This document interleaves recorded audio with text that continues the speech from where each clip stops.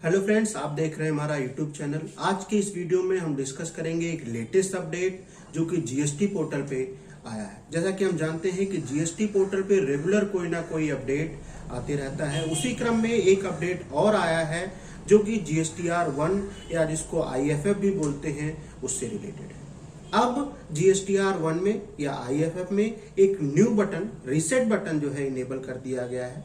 ये वर्क कैसे करेगा और किस चीज के लिए काम करेगा? जैसा हम जानते हैं कि अगर हमने अपने GSTR 1 के किसी टेबल में या मल्टीपल टेबल में या अपने IFF के डिफरेंट डिफरेंट टेबल में अगर हमने डेटा गलत डाल दिया, तो वो डेटा अगर हम उसको डिलीट करना चाहते हैं तो अभी तक हमारे पास रीसेट का ऑप्शन नहीं था, तो हमें वन बाय वन जाके उस एंट्रीज को, उस टेबल को डिलीट करना होता था। अब रीसेट डेटा, रीसेट बटन के माध्यम से वो डेटा एक बार में डिलीट किया जा सकता है।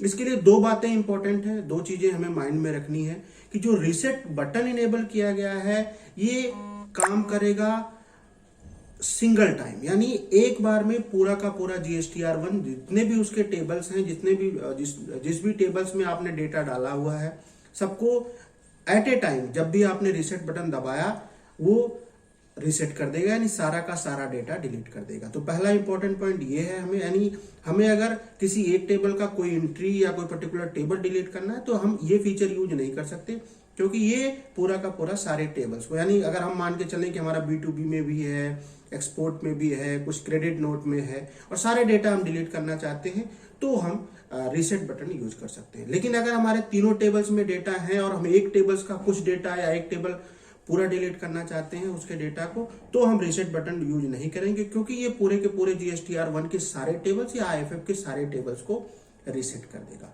और दूसरी जो इंपॉर्टेंट बात है, जो रीसेट बटन वर्क करेगा वो GSTR 1 या IFF सबमिट करने से पहले, यानी अगर हमने सबमिट कर दिया तो रीसेट बटन इनेबल नहीं होगा वहां, यानी इनेबल करने का ऑप्शन हमारे पास से खत्म हो जाएगा। यानी अकॉर्डिंगली अगर हमने फाइल भी कर दिया तो भी रीसेट का ऑप्शन हमारे पास नहीं रहेगा। यानी जो रीसेट का ऑप्शन हमारे पास रहेगा वो केवल और केवल सेव्ड डेटा के लिए रहेगा, सबमिटेड या फाइल के लिए नहीं रहेगा। तो जीएसटी पोर्टल पे ये बटन इनेबल कर दिया गया है। इससे रिलेटेड 3 FAQ भी जीएसटी डिपार्टमेंट ने पोर्टल पे ही इशू किया है। तो आइए देखते हैं कि ये कैसे काम करेगा और इससे रिलेटेड जो FAQ है वो क्या कहते हैं। सबसे पहले हम डिस्कस करते हैं जो FAQ रीसेट से रिलेटेड है वो डिस्कस करते हैं। 3 FAQ दिया गया है, जैसा कि हम देख सकते हैं FAQ नंबर 13, 14 एंड 15। इससे ऊपर नीचे भी हम देख सकते हैं GSTR 1 से रिलेटेड ही FAQ है।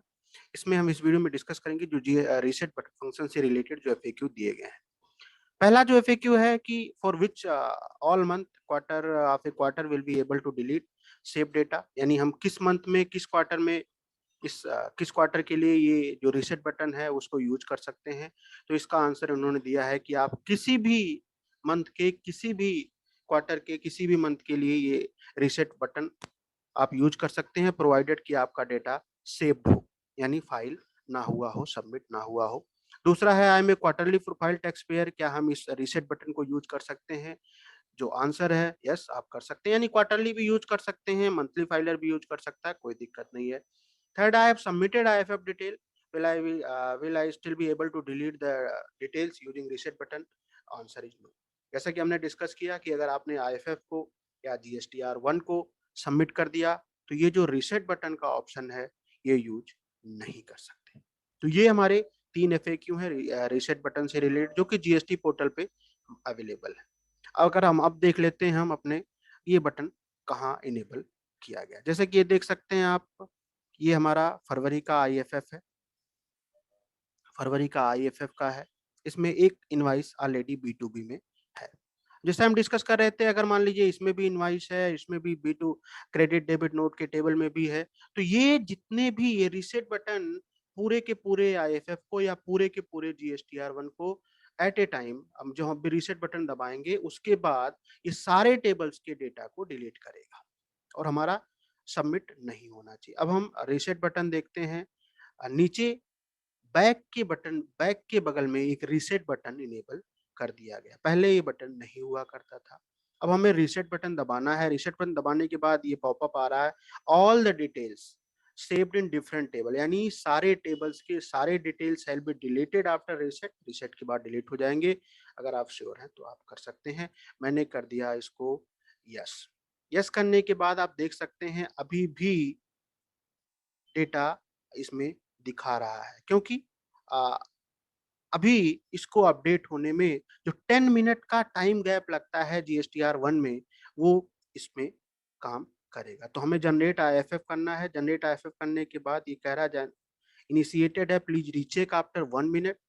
रीचेक करने के बाद अभी भी ये डेटा डिलीट नहीं हुआ, क्योंकि अभी थोड़ी देर पहले ही ये डेटा अपडेट हुआ था। तो ये 10 मिनट के बाद अपने आप रीसेट हो जाएगा, यानी सारा का सारा डेटा डिलीट हो जाएगा। तो ये था जो जीएसटीआर 1 या आईएफएफ में चेंज हुआ और उससे रिलेटेड एफएक्यू। इससे रिलेटेड अगर आपको कुछ और जानकारी चाहिए तो आप हमें व्हाट्सएप करके, मेल करके पूछ सकते हैं। Thank you for watching this video.